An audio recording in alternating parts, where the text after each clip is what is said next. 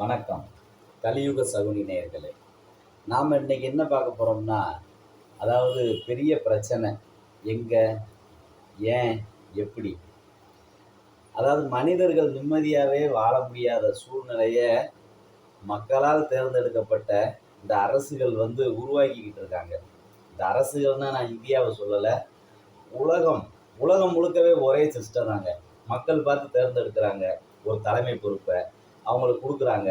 ஆனால் அவங்க செய்கிறது எல்லாம் பார்த்தீங்கன்னா அந்த மக்களோட நிம்மதியை கெடுக்கிறது மட்டும்தான்.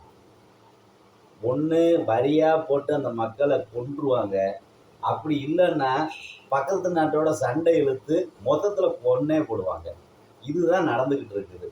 மனித ஜென்மம் எடுத்தது எதுக்காக? நல்ல உழைக்கணும், முடிஞ்சால் 4 பேருக்கு நல்லது பண்ணணும், அதுக்கப்புறம் நல்லா சாப்பிடணும், நல்ல சந்தோஷத்தை அனுபவிக்கணும், குழந்தை குட்டிகளை நல்லபடியாக வளர்த்து அவங்கள ஆளாக்கணும். இதுதானுங்க ஒவ்வொரு தனி மனுஷனோட எண்ணமும். அப்படித்தானே இந்த சமுதாயம் அமைக்கப்பட்டிருக்கு. ஆனால் ஒவ்வொரு நாடும் ஒருத்தருக்கு ஒருத்தர் ஏதாவது விதண்டாவாதம் பேசி ஏதோ வம்பு பண்ணி சண்டையை இழுத்து அந்த மக்களோட அமைதியை குலைச்சி அனாதைகளாக்கப்படுறாங்க. அதெல்லாம் பார்க்கும்போது கண்ணீர் வடியுதுங்க. இன்னைக்கு நம்ம நாட்டில் இந்தியாவில் சொர்க்கம்னு சொல்லலாம், சந்தோஷமாக வாழ்ந்துக்கிட்டு இருக்கிறோம். வீடு இல்லாதவங்க வீடு கட்டணும்னு முனைப்போடு போராடிக்கிட்டு இருக்காங்க வாழ்க்கையில். அதே மாதிரி ஒவ்வொருத்தருக்கும் ஒரு எண்ணம், காரு இல்லாதவங்க கார் வாங்கணும், பைக் இல்லாதவங்க பைக் வாங்கணும், சைக்கிள் இல்லாதவங்க சைக்கிள் வாங்கணும், செருப்பே போடாதவங்க செருப்பு போடணும். இப்படித்தாங்க நம்ம சமுதாயம் இருக்குது.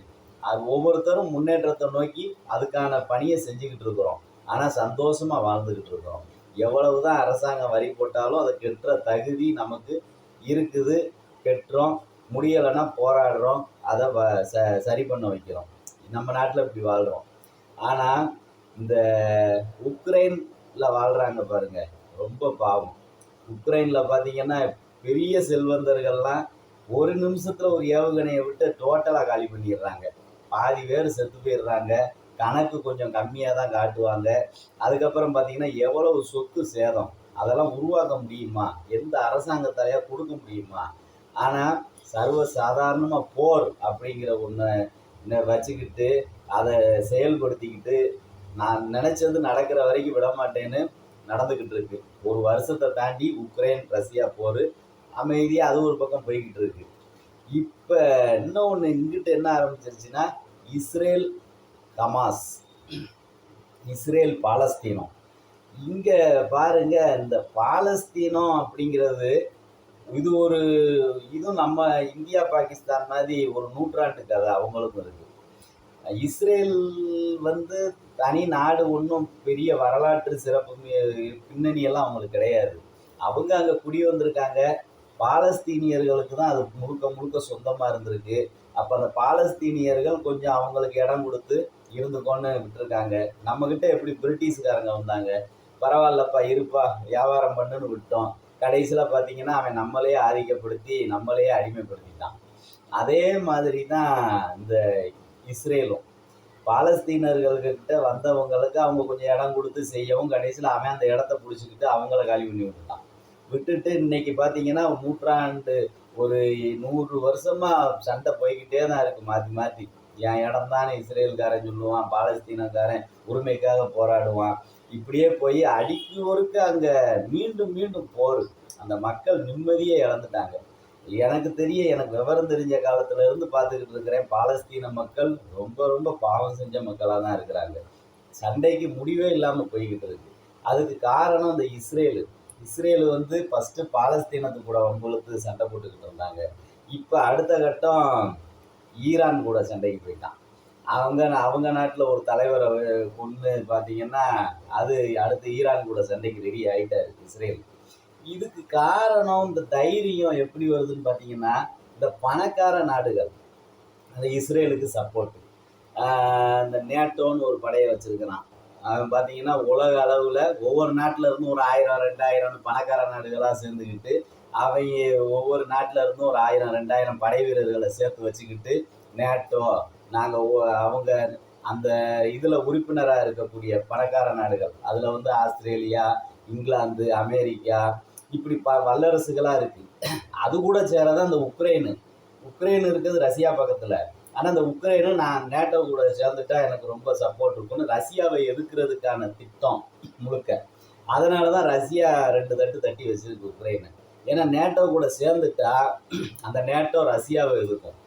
அது நேட்டோங்கிறது பார்த்தீங்கன்னா ஒவ்வொரு நாட்டு இராணுவ வீரர்களும் அதில் இருக்காங்க. ஏதாவது ஒரு நாட்டுக்கு பிரச்சனைனா அது வந்துடும். அதே மாதிரி இந்த ஐக்கிய நாடுகள் சபையிலையும் இந்த பணக்கார நாடுகள் தான் ரொம்ப ஆக்கிரமிப்பு. அமெரிக்கா, இங்கிலாந்து, ஆஸ்திரேலியா, ஜெர்மனு இவங்க எல்லாம் பார்த்தீங்கன்னா அந்த ஐக்கிய நாடு சபையிலையும் இருப்பாங்க. அப்போ அதுலேயும் இருந்துக்கிட்டு மற்ற நாடுகளுக்கு குடைச்சல் கொடுக்கறது, இந்த நேட்டோங்கிற பேர்லையும் குடைச்சல் கொடுக்கறது. அப்போ இந்த உக்ரைன் அவங்க கூட சேர போகிறேன்னு இன்னும் குறிக்கோளாக இருந்துக்கிட்டு அடி வாங்கிக்கிட்டு தான் இருக்காங்க. நிம்மதியான வாழ்க்கை அந்த மக்களை வாழ விடலை. மக்கள்கிட்ட கேட்கணுங்க, அந்த மக்கள் என்ன சொல்கிறாங்க? நீ நேட்டோ கூட சேர போறியா, ரஷ்யா கூட சேர்ந்து இருக்க போறியா, இல்லை தனியாக நிம்மதியாக வாழ போறியான்னு அவங்க ஒரு பதில் சொல்லுவாங்க. அதுக்கான நகர்வை தான் அரசியல் கட்சிகள் செய்யணும். ஆனால் அந்த அரசியல் கட்சிகள் பாருங்க, சண்டை தான் குறின்னு ரஷ்யா கூட சண்டை போட்டு மக்களோட நிம்மதியை கெடுத்துட்டாங்க. அடுத்த கட்டம் இந்த ஈரான் கூட இப்போ இந்த இஸ்ரேல் சண்டைக்கு நிற்கிது. இந்த சண்டைக்கு அது தைரியமாக நிற்கிறதுக்கு ஒவ்வொரு நாடு கூட இப்படி இஸ்ரேல் சண்டைக்கு போகுது. அதுக்கு என்ன காரணம்னு பார்த்தீங்கன்னா, இஸ்ரேலை விட ஈரானு 3 மடங்கு பெரிய நாடு. இராணுவம் எல்லாத்துலேயும் அவங்க பெரிய ஆளு தான். இஸ்ரேல்கிட்ட அந்த அளவு கிடையாது.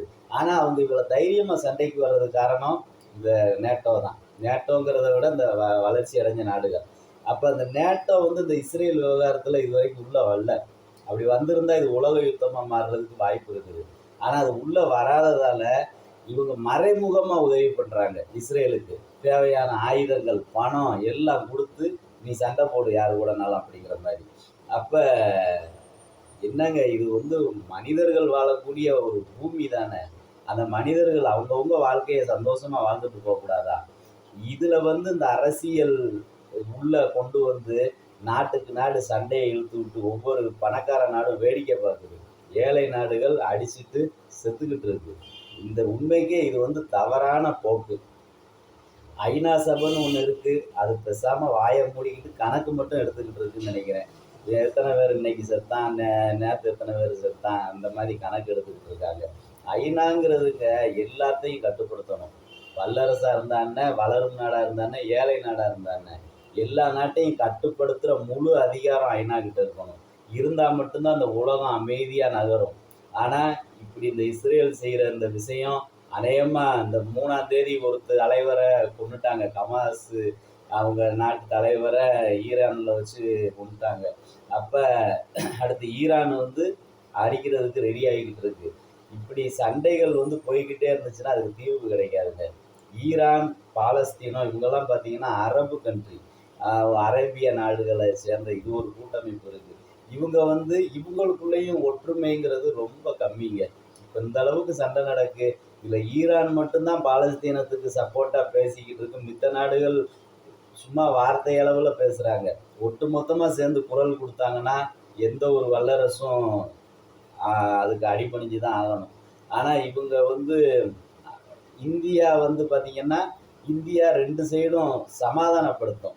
நீயும் அமைதியாக இருப்பான்னு பாலஸ்தீனத்தையும் சொல்லும், இஸ்ரேலையும் சொல்லும். இந்தியா நடுநிலை வகுத்துக்கிட்டு தான் இருக்கிறாங்க உலக அளவில். ஆனால் இந்த இஸ்ரேல் மக்கள் தான் இதுக்கான ஒரு முடிவை கொண்டு வரணும். இஸ்ரேல் இப்படி எல்லாத்தையும் சண்டைக்கு போச்சுன்னா ஒரு நாள் மற்ற நாடுகள் அந்த இஸ்ரேலை அடித்து காலி பண்ணிடுச்சுன்னா என்ன பண்ணுறது?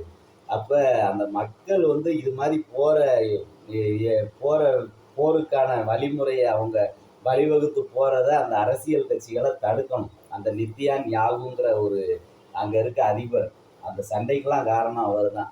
அவரை நீ ஒன்று பதவியில் இருக்கிறதா இருந்தால் அமைதியாக இரு, இல்லைன்னு நாட்டோட வளர்ச்சியை பற்றி யோசி, அடுத்த நாட்டுக்குள்ள சண்டைக்கு போகிறத பற்றி யோசிக்காதுன்னு அந்த மக்கள் பாடம் புகட்டணும் அவருக்கு.